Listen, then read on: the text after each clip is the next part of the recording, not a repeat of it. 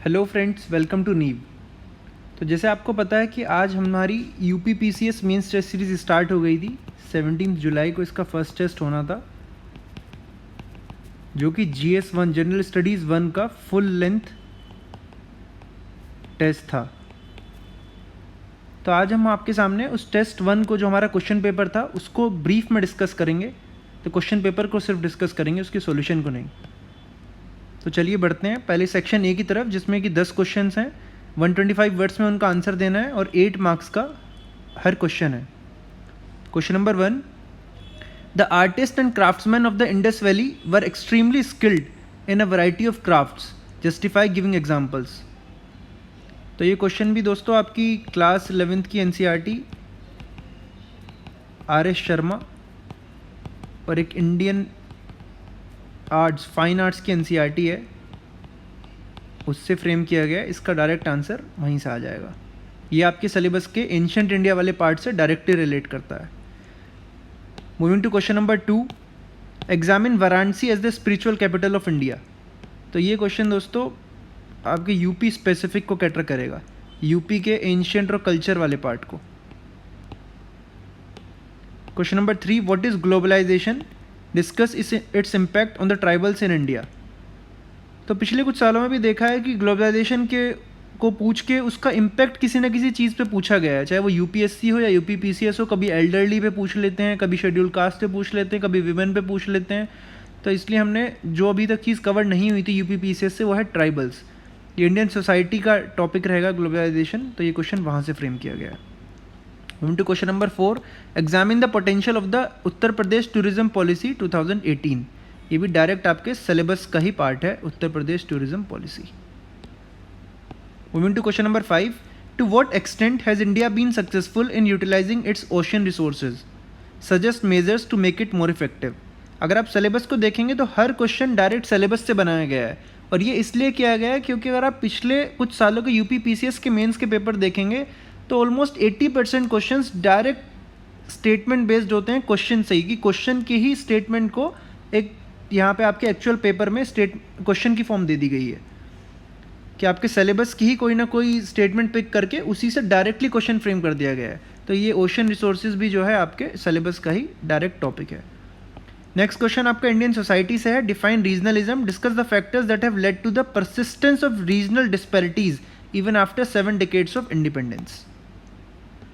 Moving to question number 7, write a short note on the religious changes in post Gupta times, class 11th NCERT RS Sharma.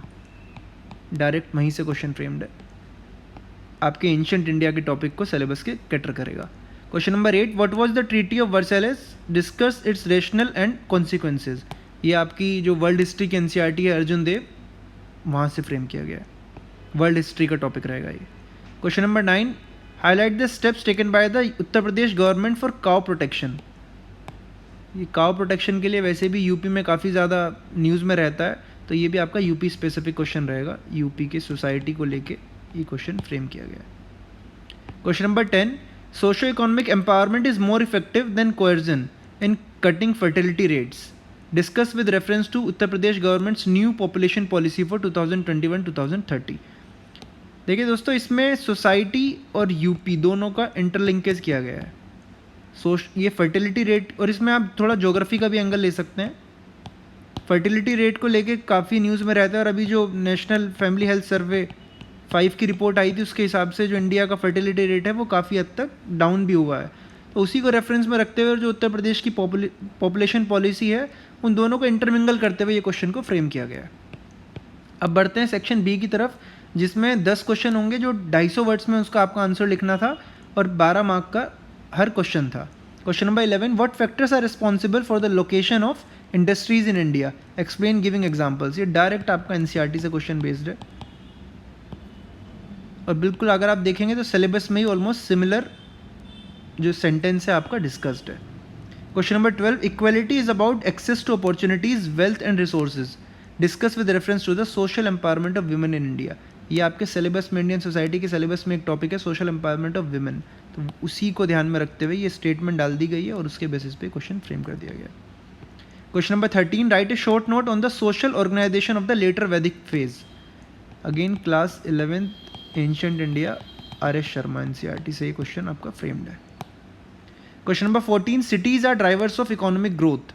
In this reference, examine the need for an urbanization policy to guide the planning and management of cities towards enabling India's growth ambitions.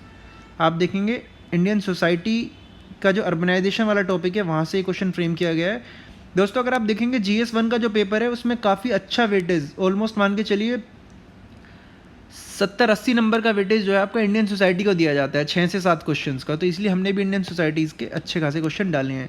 Modern India का part काफ़ी neglected रहा है, एक या ज़्यादा से ज़्यादा 2 सवाल। Question number 15, what is an eco circuit, discuss in brief the various eco circuits of Uttar Pradesh. ये आपका एंशिएंट इंडिया,